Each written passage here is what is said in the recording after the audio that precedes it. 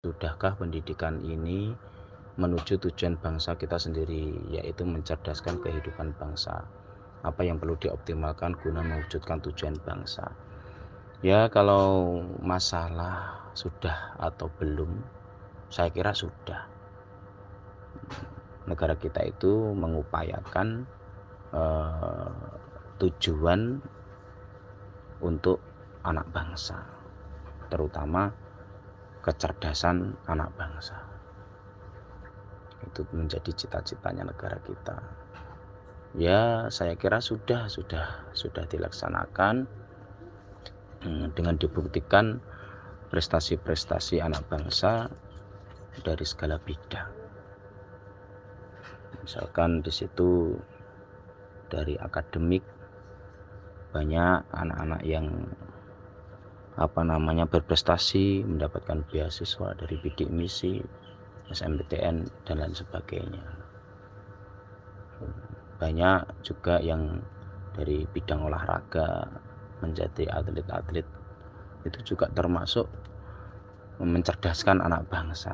Dan juga di situ tujuannya memang mencetak generasi yang cerdas dan berprestasi. Itu tentunya seperti itu.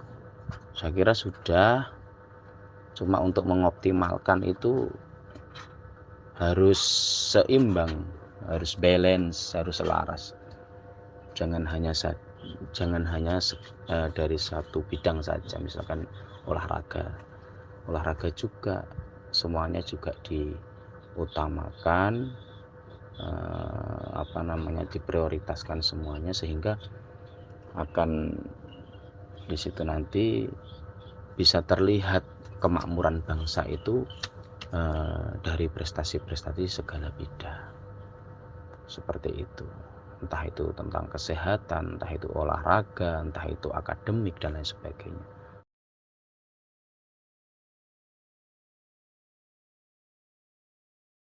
Tentunya beda, Mas Aris. Jadi era dulu dengan era sekarang. Ketika masih menjadi peserta didik, tentunya di zaman dulu itu serba kekurangan. Saya kira seperti itu. Artinya apa? Dari segi perkembangan zaman yang seperti sekarang sudah adanya teknologi. Di zaman dulu itu adanya hanya, mungkin dari zaman saya adanya HP jadul yang biasanya untuk SMS dan telepon atau ditelepon saja. Untuk mengakses internet seluas kayak zaman sekarang, sebebas kayak zaman sekarang itu belum bisa. Ya, itu juga mempengaruhi meningkatnya SDM seseorang juga. Ya, tentunya kalau mungkin zaman dahulu sudah ada, kayak sekarang ya sangat dipermudah sekali. Tapi nyatanya seperti itu. Ketika dulu belum berkembang dari segi teknologi yang seperti saat sekarang, dan sekarang sudah berkembang seperti ini, sangat canggih sekali teknologinya, maka orang-orang sekarang itu sangat cerdas. Anak-anak sekarang itu banyak anak yang cerdas. Karena apa? Karena ketika dia itu menginginkan sesuatu, tinggal searching saja, tinggal browsing aja, mengakses internet seluas-luasnya, sebebas-bebasnya. Tapi itu tergantung orangnya memanfaatkan akses internet untuk hal-hal yang positif, untuk kebaikan, untuk meningkatkan ilmunya. Tapi toh ada negatifnya ketika dia tidak mempergunakan sesuatu hal fasilitas ini sebaik mungkin. Mungkin itu sebaliknya, dia akan mengakses sesuatu hal yang tentunya negatif. Ya kembalinya ke anak masing-masing atau ke individualnya masing-masing. Seperti itu Mas Arif. Yang jelas perbedaannya sangat beda ketika saya jadi murid muridnya dulu hanya sami'na wa ata'na. Banyak literasi yang dipakai ya dari buku, itu pun kadang buku itu beli aja nggak kuat. Beli buku aja kadang nggak punya uang, orang tua pas-pasan nggak ada uang. Seperti ini. Kalau sekarang kayaknya nggak ada kategori kemiskinan yang sangat amat, itu kayaknya nggak ada. Kayaknya sak miskin apapun sekarang itu kayaknya yang namanya HP Android itu punya semua. Seperti itu Mas Haris ya, perbedaannya dulu sama sekarang.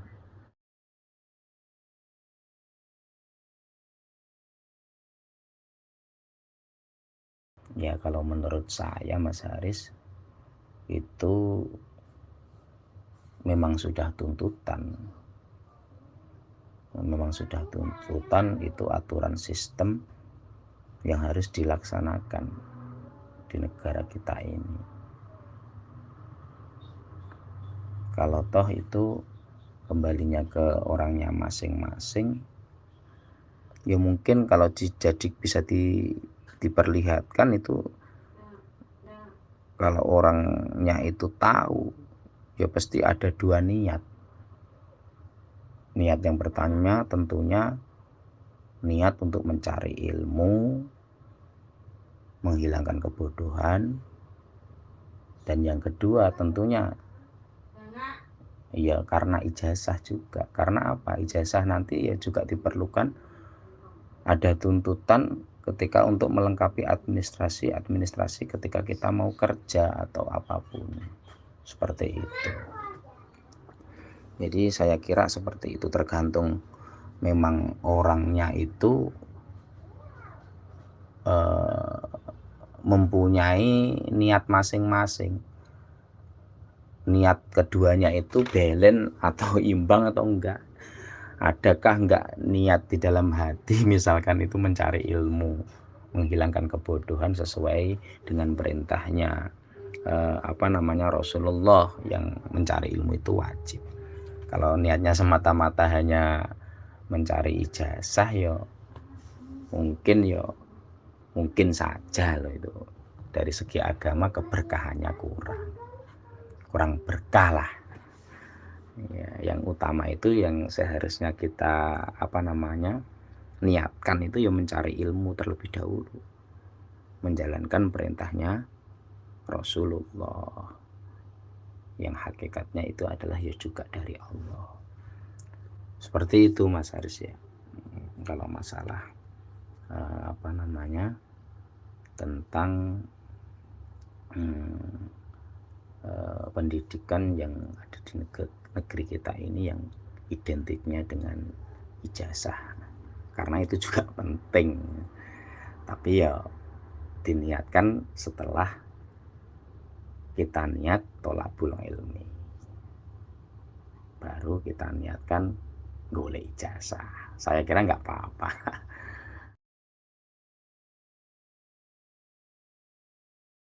Ya kalau menurut saya sangat perlu Mas Haris, itu sangat menunjang sekali akan keberhasilan anak. Karena jadi kayak apa yang namanya anak itu tetap sambung rasonya dengan orang tua.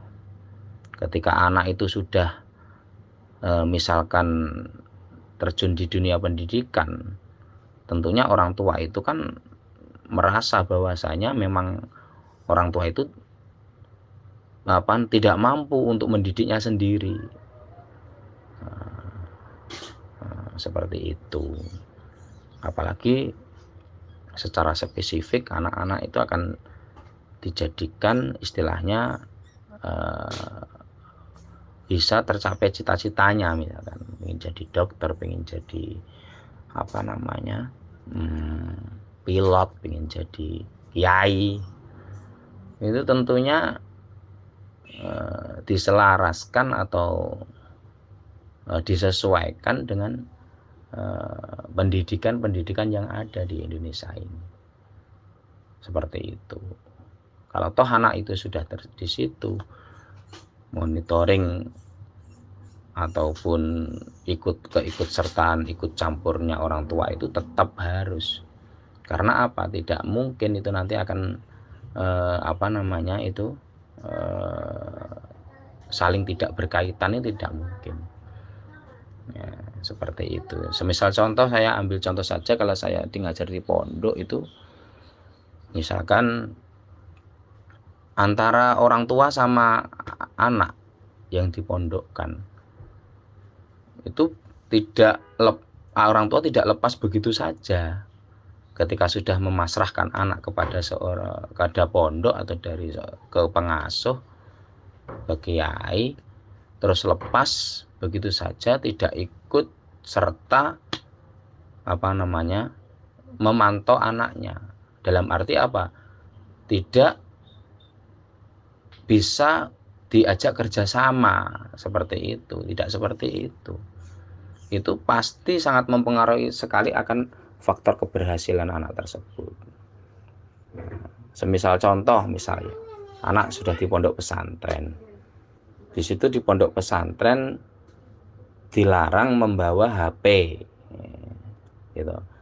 Nah, ketika sudah ada larangan seperti itu, terus ketika orang tua menyambangi, orang tua memfasilitasi anak untuk bisa bermain HP ataupun memegang HP ataupun mengoperasikan HP. Nah, itu salah satu orang tua yang tidak bisa diajak kerjasama dengan pihaknya pondok, yang di situ sudah diatur di dalam undang-undang ketika anak itu disambangi, tidak boleh diberikan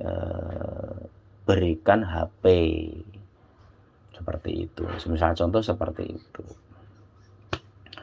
Banyak contoh-contoh lain, aturan-aturan yang seharusnya di situ orang tua itu harus match dengan pondok, tapi masih banyak orang tua yang melanggar, tidak bisa sinkron dengan aturan-aturan pondok. Nah, itu salah satu, orang tua itu harus ikut serta juga memonitoring, juga ikut campur. Itu pun apa tujuannya juga untuk keberhasilan anak tersebut, peserta didik santri tersebut.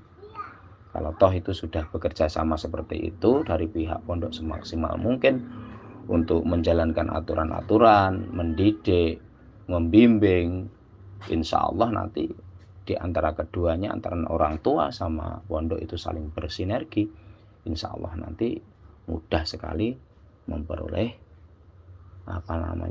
keberhasilan atau meraih cita-citanya seorang santri atau peserta didik.